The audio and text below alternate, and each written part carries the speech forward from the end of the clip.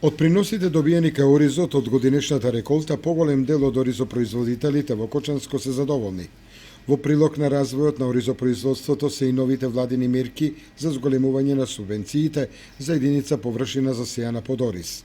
За разлика од домашните, и турските сорти ориз даваат зголемени приноси кои одат во прилог на зголемување на површините под ориз во Кочанско. Ова година јас како оризопроизводител и другите оризопроизводители сме задоволни од квалитетот и квантитетот на добиената оризова арпа, од аспект дека се вложи доста труд, ама имаме големо производство и квалитетно производство на ориз. Преовладуваат сорти кои се по потекло од Турција и сорти кои се по потекло од Италија. Ова година јас исклучиво сеев 90% од сортите кои се по потекло од Турција и сум задоволен. Мислам дека и другите луѓе кои сеат овие турски сорти се задоволни од количината на произведената оризова арпа. Секој оризопроизводител си ги знае своите количини.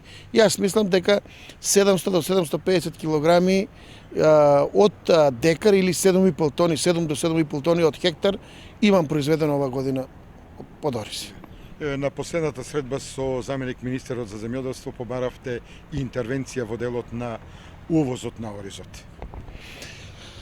Ние сме во контакт со Министерството 4-5 години, се трудат луѓето да ни помогнат во оризопроизводство и ни помагаат.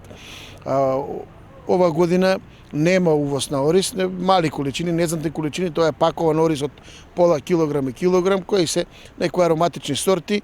Можам да кажам, сум известен дека некој околу 45 до 48 тони има увоз на ориз, што е незначителна сума на увоз на ориз, него имаме друг проблем ние сега оризопроизводителите. Откупот на оризот кај нас бавно иде, бидејќи пазарите, страните пазари кои ги користат нашите продавачи на ориз, се наполнити од други страни, од други извори на ориз и затоа стагнираме ние со извоз на ориз и нашиот пазар е мал, тој консумира толку колку што консумира околу 5 до 6 илјади хектари тони на бел ориз и тоа е сумата која за цела година ја абсорбира нашиот пазар, а нас сега како оризопроизводители ни се натрупани ни се долговите. Доаѓа нова година, треба да се раздолжиме за ѓубрива, за хемикали, пестициди и други работи кои како земјоделски домаќинства ни се потребни, да ги раздолжиме и затоа имаме малку проблем сега, бидејќи откупот на оризот е во стагнација. Откупната цена, дали се придржуваат откупувачите?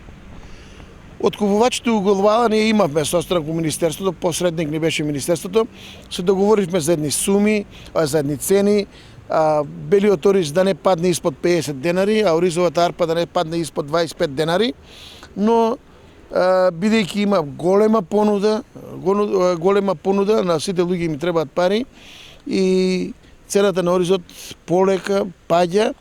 Од тај аспект разговаравме со Министерството за земјоделство, луѓето ни излегнаа во пресред, ќе имат дополнителни субвенции за оризопроизводството. Тие се движат во 2100 денари за декар или 21.000 по хектар.